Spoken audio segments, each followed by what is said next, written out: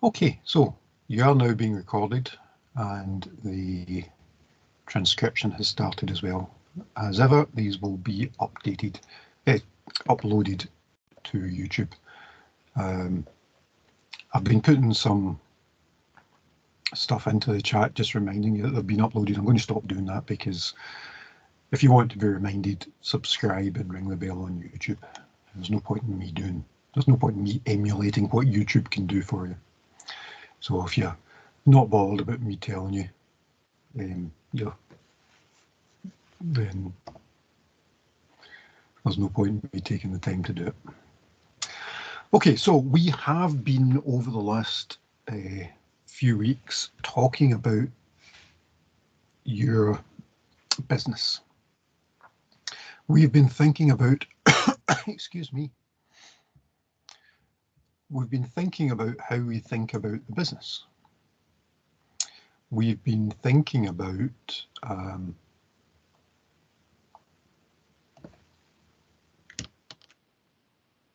what we need to do, what we need to think about, how we try to understand who's involved in this whole process. So we've done the stakeholder analysis. We've looked at different types of technique that we can use to document that. Catwall, pestle, Boston box, all that kind of stuff. What we haven't looked at up until now is ways of documenting the investigation as you go along. So you'll have one-to-one meetings, and we've been emulating that in these tutorials. And you'll have meetings with multiple members of staff during workshops. Many of you say I'm two-faced, but even I can't pretend to be two people at once, so we haven't really emulated those. But I'm sure you can imagine what it's like to have multiple people. So that's what I want to talk about today, is the way we would go about documenting the investigation as it goes along. So different types of techniques that we can bring to bear to try to understand what people are saying and to try and put it into a way that we can understand and they can understand. So this is stuff that we'll be doing as we're investigating the business, as we're talking to people, as we're asking them questions, as they give us ideas, as they try and let us know what they think about the business. Now, clearly part of that will be a report. And at some point you'll have to write down all this stuff and put it in a formal way. But sometimes as we're going through, a more visual technique might help. People understand things in different ways. Some of you, when we're doing these engagements, may like to read the text. Some of you may ignore the text and just listen to me. Some of you might not do either, but watch the videos that I produce. People learn in different ways and they have different ways of understanding information. So we've been talking a lot about text. Maybe we should look at images as well.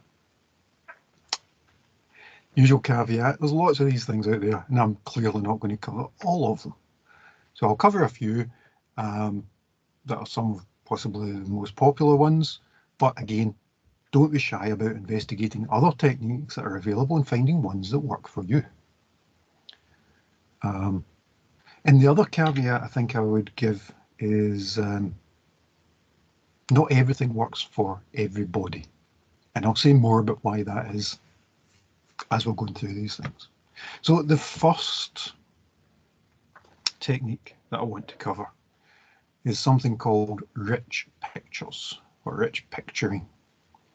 And we talked a few weeks ago about soft systems methodologies, and this is very much part of that idea. What you're trying to do is understand the business. trying to understand where things fit in. People, processes, assets, buildings, customers, suppliers, everything.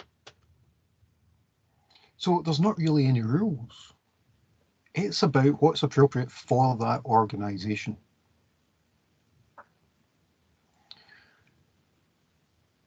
So you can use this as you're talking to people, maybe up on a whiteboard, and you start to put things on, start to add in things that they're talking about. Okay, so somebody comes into the restaurant. No, somebody comes into the coffee shop and orders a cup of tea and a bun. Okay, so do they wait at the counter? Do they go to the table? Do they wait at the counter and then go to the table? Is there waiter service? Who makes the tea? Are there things already brewed, or is it made fresh? What about if it's coffee? Are there multiple types of coffee? What about the bun? Are there things available or not, and are they the same every day? And if so, where do we get them from? Do they have to pay when they order?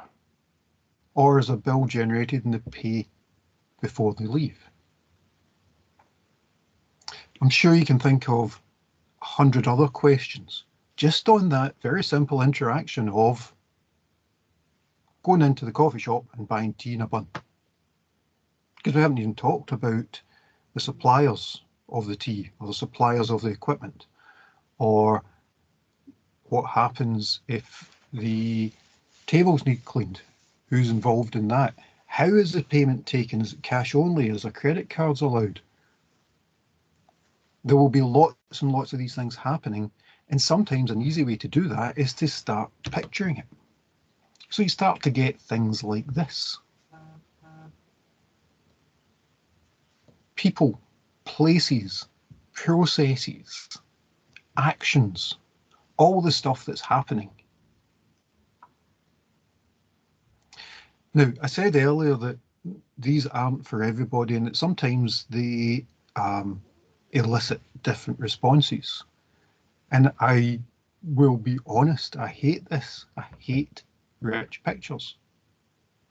But the reason I hate it is nothing to do with the technique or how effective it is. It's to do with the fact that I can't draw. So what I end up with things like is this. Now, they're still helpful, but I suspect they're not as helpful as something like that. So it's entirely up to you. Would you find these helpful? Would you find it easy to create them?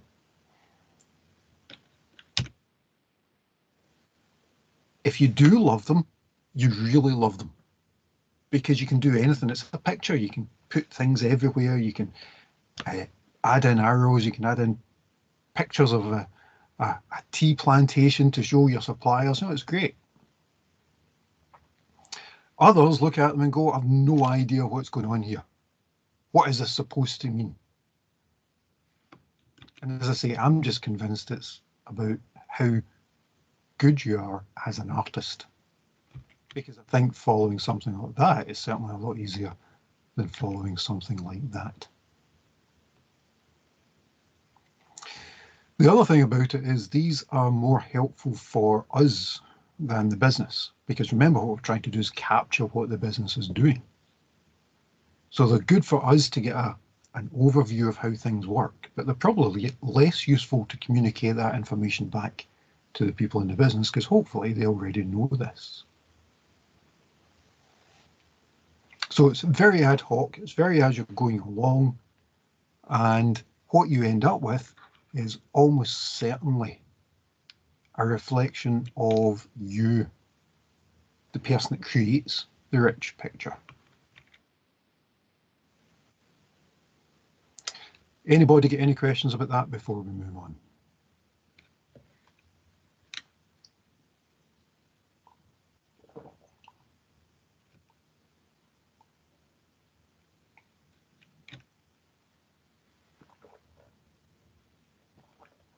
Okay, so I'll move to the next one, which is something called mind maps.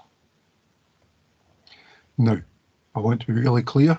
Mind maps is a copyrighted phrase. It's copyrighted by Tony Buzan, or Buzan, I'm not quite sure. So apologies if he ever actually watches this video. He created the technique, it's copyrighted, and there's a book, and I'll point you to the book. There's a pointer to the book in the materials that you can go and buy if you're interested in it.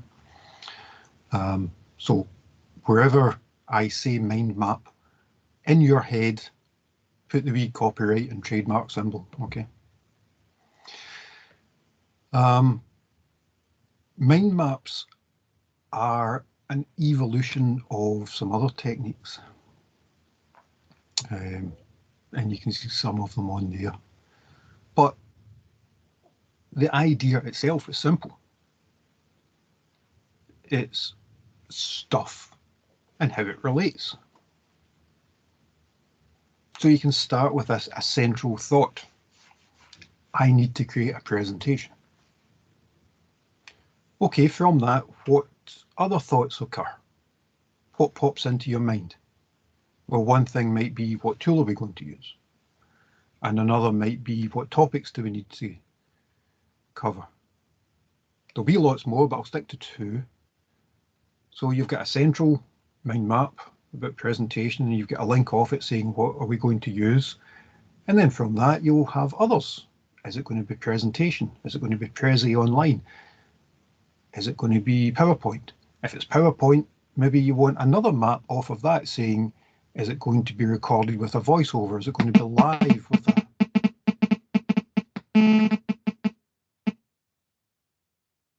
You guys hear that? It's my monitor away again.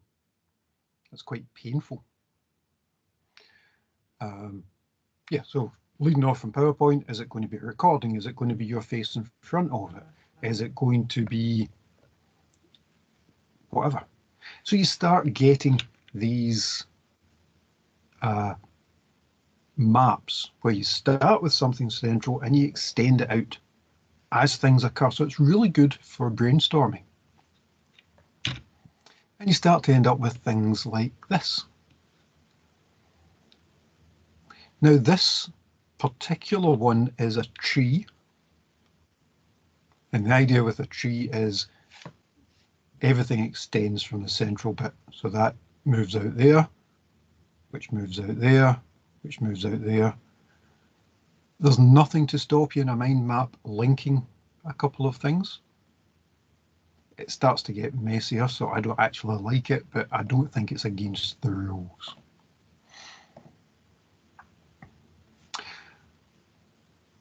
As I say, it's an incredibly popular technique. It's so popular, actually, that one of the template sets on Lucidchart that you're using is for mind maps.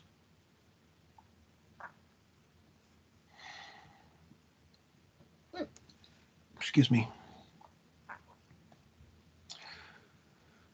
Anybody get any questions about this?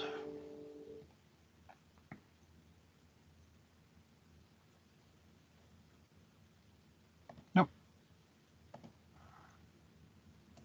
Okay, the next one then is context diagrams. And some of you may have come across these. They've got lots of different names. And in fact, they are included in some standards.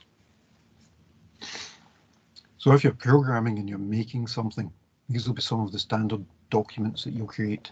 And you'll see them known as different names. Context diagrams, level 0 data flow diagrams, business activity modeling, BAM.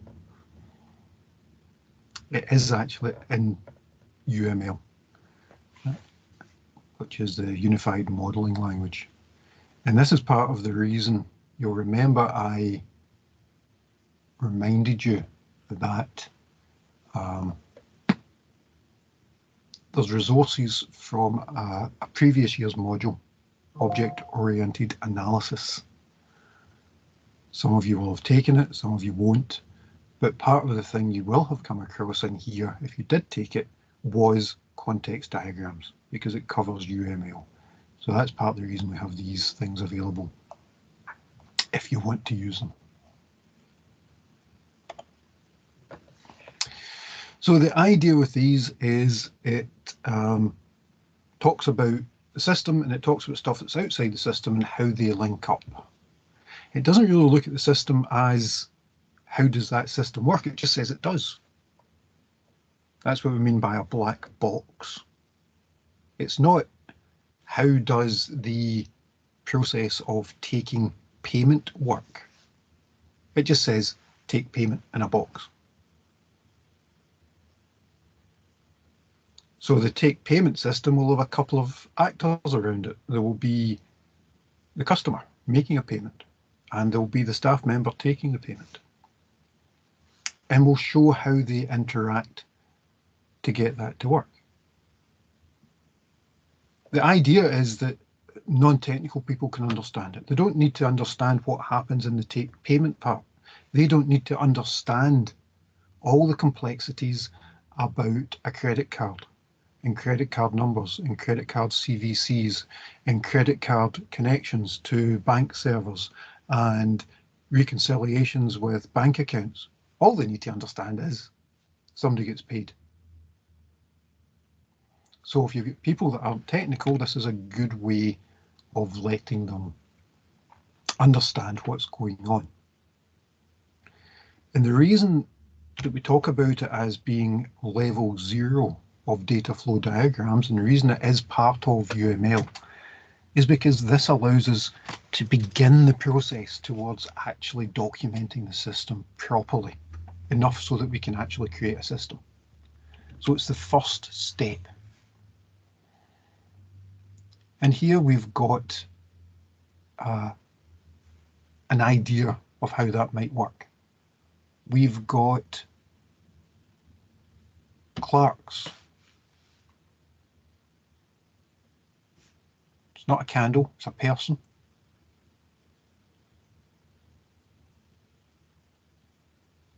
Who are in charge of the customer inventory, and we can see that they get 5,000 requests a day, or 3 million a year. That then interacts with the system.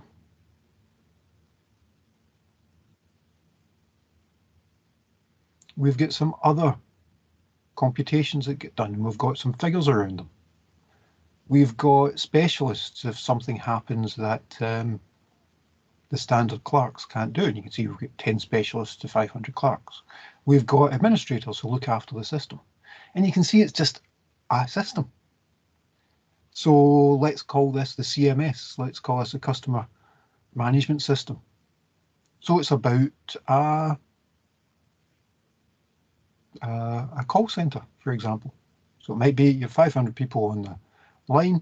You've got 10 people that get cases kicked up where it gets more complicated. You've got 5 people looking after it, and you've got all these different systems.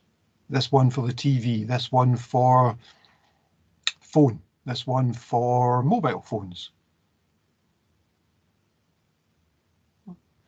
You can see it's fairly general.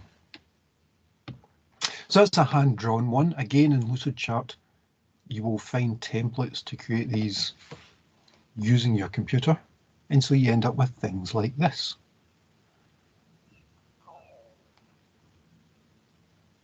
This is a brokerage system.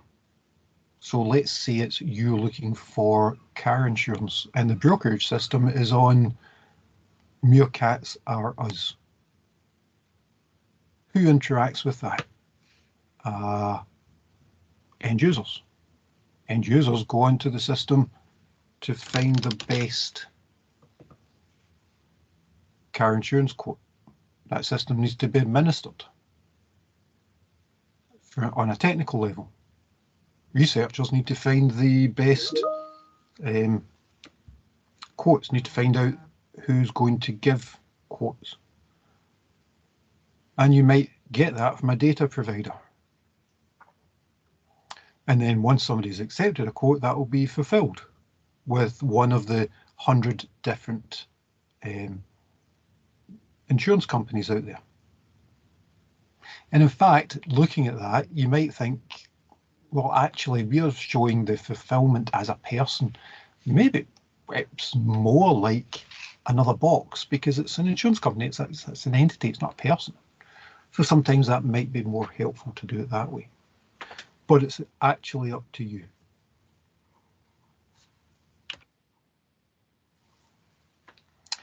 Anybody get any questions about that one?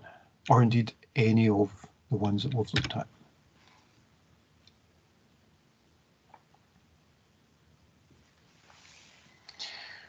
I'm not sure I understand that question in the chat, Famous.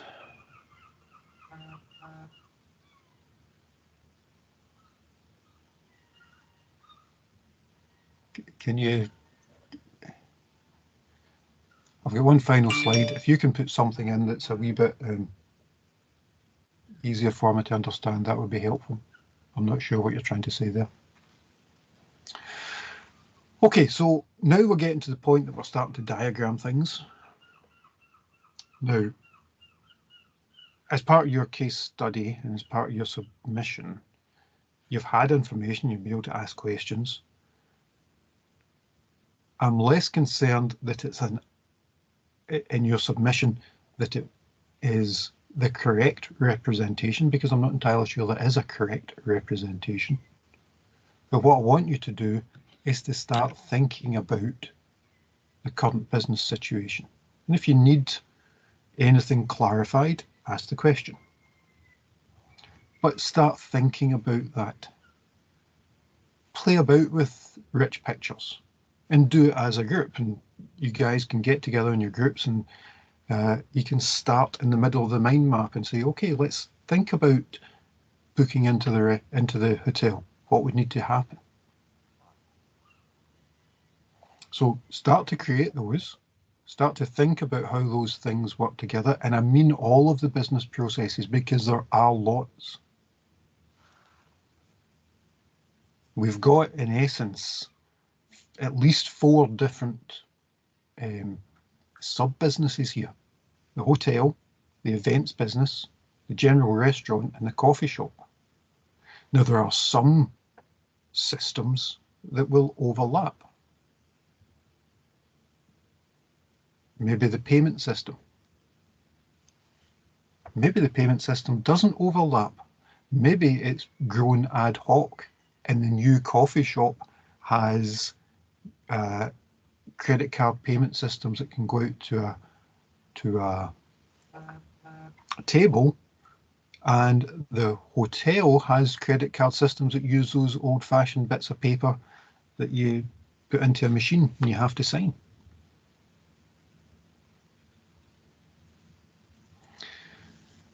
So think about it in terms of the case study. Think about all the different sub-businesses, if you like, and think about all the processes that happen within that, both from the terms of the customer and from terms of the staff. And that will help you to start thinking about the processes that you're going to have to document for your submission. So think about it, map it out, and then start to create more formalized one with the context diagrams. Famous is asking whether some of these techniques cover the same information, and yes, they do. And that's not unusual. It's just different ways to approach it. It's different ways to get over the information in order to ensure that people can understand it. And that's why I'm saying that people have favourites. You might prefer to show things some ways. Your clients might prefer to receive the information in other ways. And you're going to have to come to some sort of arrangement as how that works. Any other questions just now?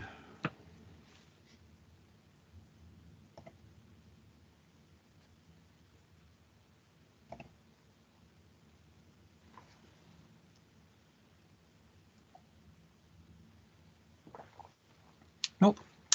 Okay, if there's no questions, then that is an appropriate time. We've got one more presentation that I'm going to give today, but I think we should take a break before I get to that. So Will we take 10 minutes and I'll see you back here in 10. Hot chocolate time indeed. I'll have one too.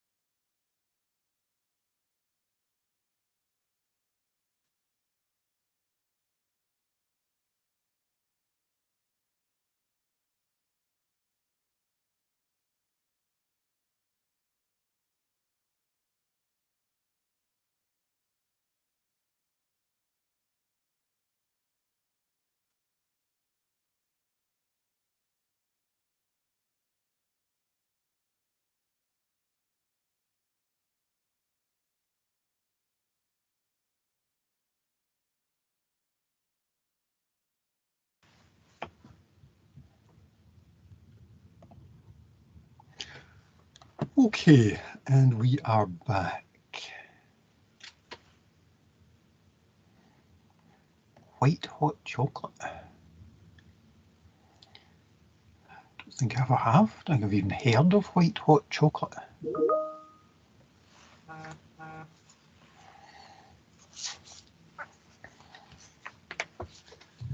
Imagine a Milky Bar as a hot beverage.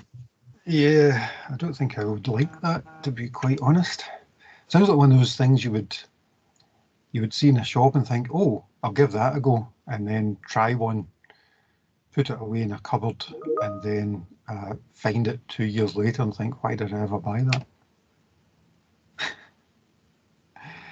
No, if melted Milky Bars are your thing, that's great. Go for it. Don't let me put you off.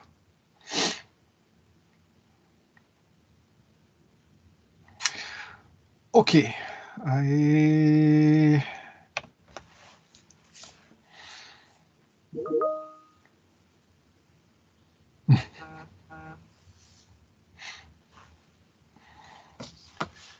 well, I have to say that when you're a parent, you eat an awful lot of things that get left behind. And yes, I actually have eaten a Milky Bar that's been in the car for too long. Because I wasn't wasting the money. Okay, anybody thought of any questions from the first part of the meeting?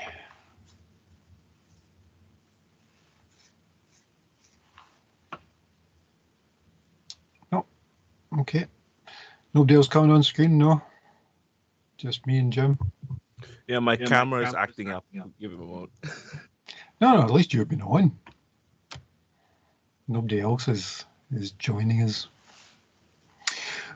Okay. The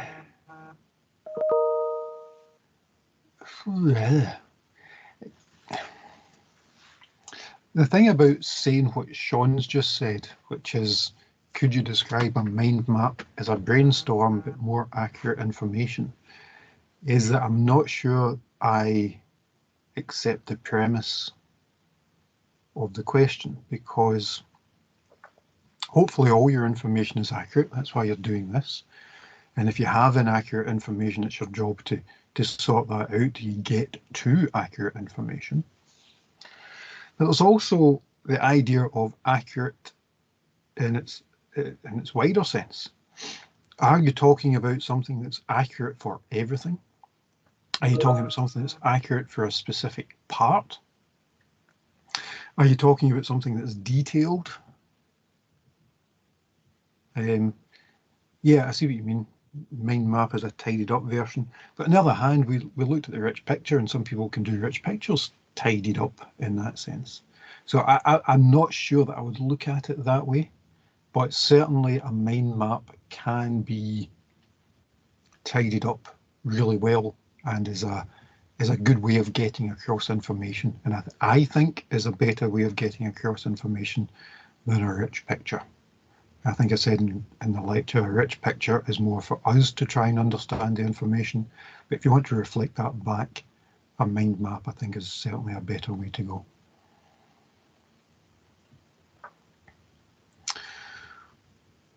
Okay, so we're kind of halfway through. Kind of. So I wanted to just stop and reflect on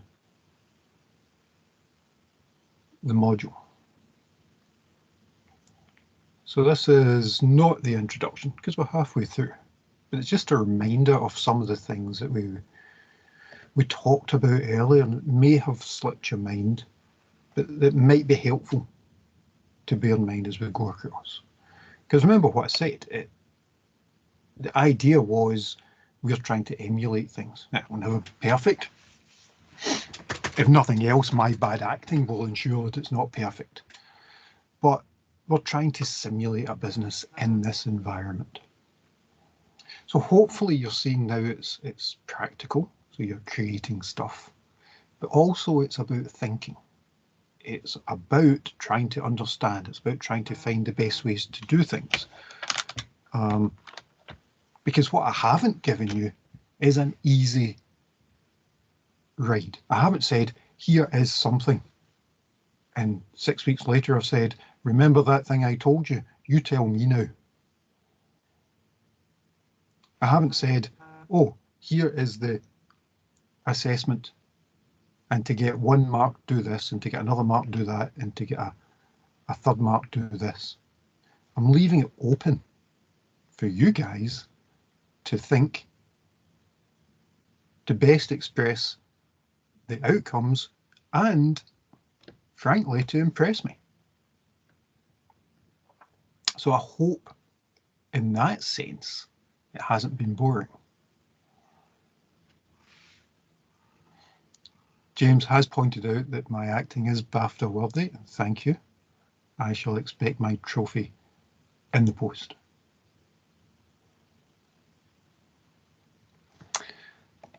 The assessments are loose. So as I said, I'm not going into the micro level about how you get a mark. Instead, I'm leaving it up to you to use your judgment about the best way to present them. Hopefully that allows you to better understand the situation that you're in and realize that the stuff that you're doing, and you're doing lots of different wee things here and there, you're doing minutes and you're doing presentations and you're doing reports and you're trying to interact with the other people on your module like you would in an organization. But clearly not all of those are as important as the others. So you're starting to figure out which bits are important, which bits aren't, which bits to give more time to, which bits to give less time to. And hopefully those 2 slides where I'm talking about the assessment sound familiar.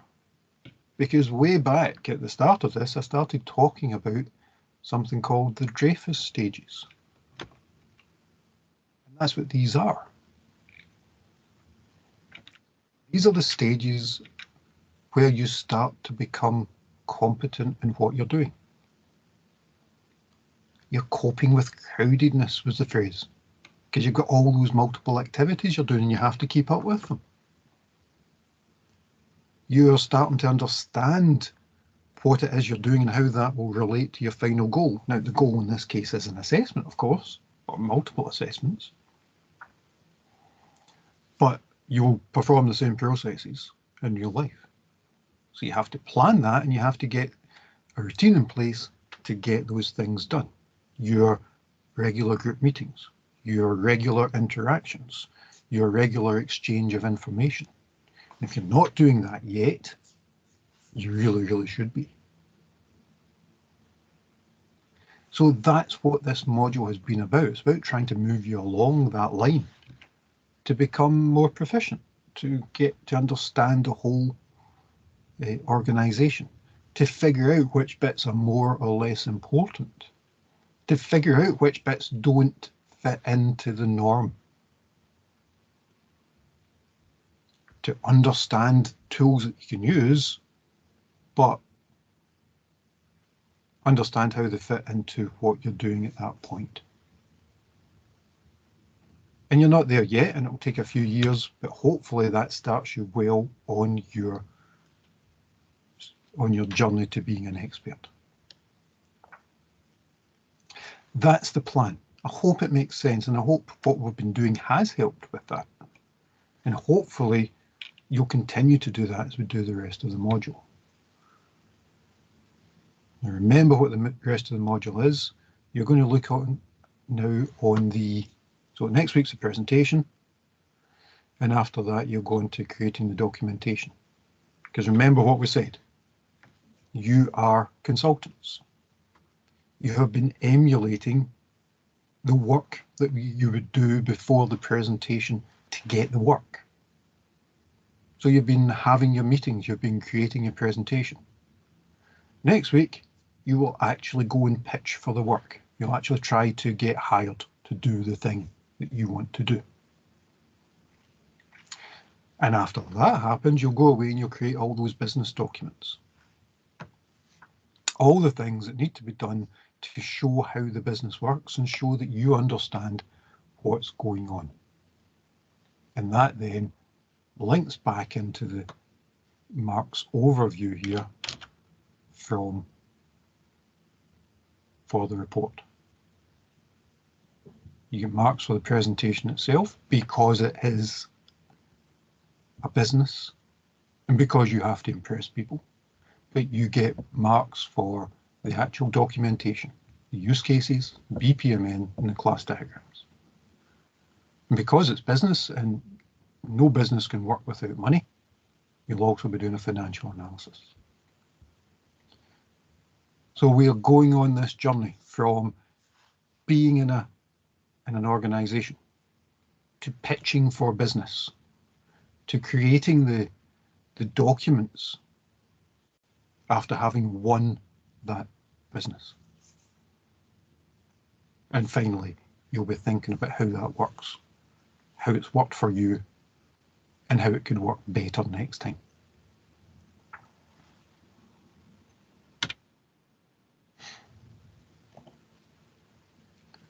And when you're creating those documents, remember those questions.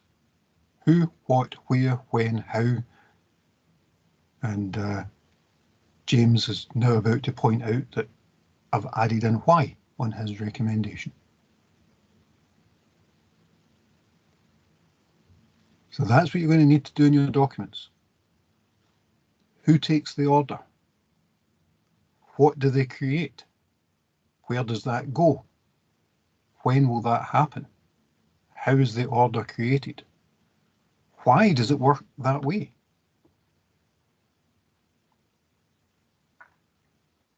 You're also having to think about how you win that work. What's going to go into your presentation?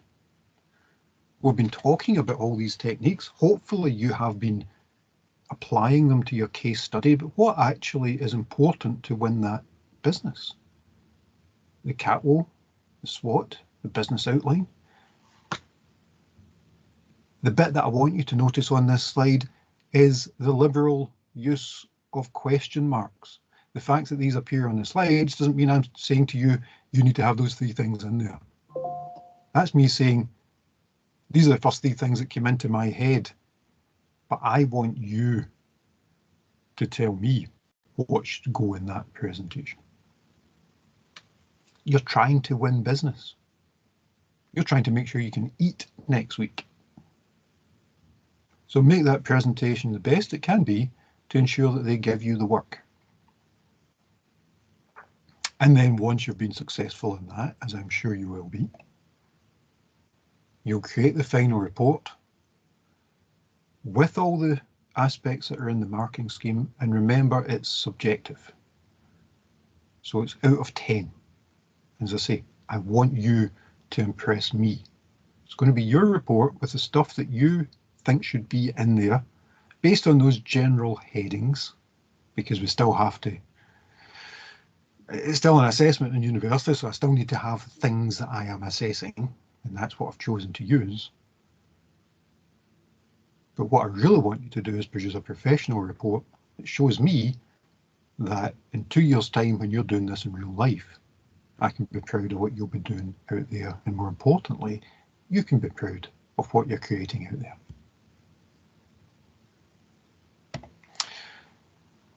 Any questions about that?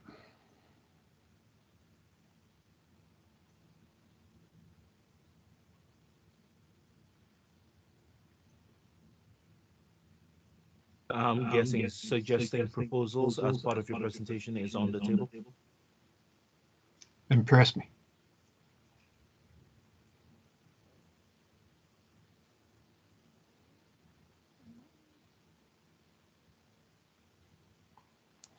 Presenting proposals would suggest that you have investigated the business, understood the business, identified areas where it could be improved, and ranked them in order of ones that would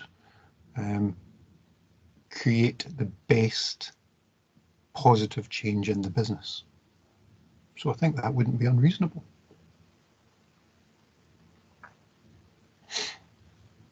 Any other questions or comments?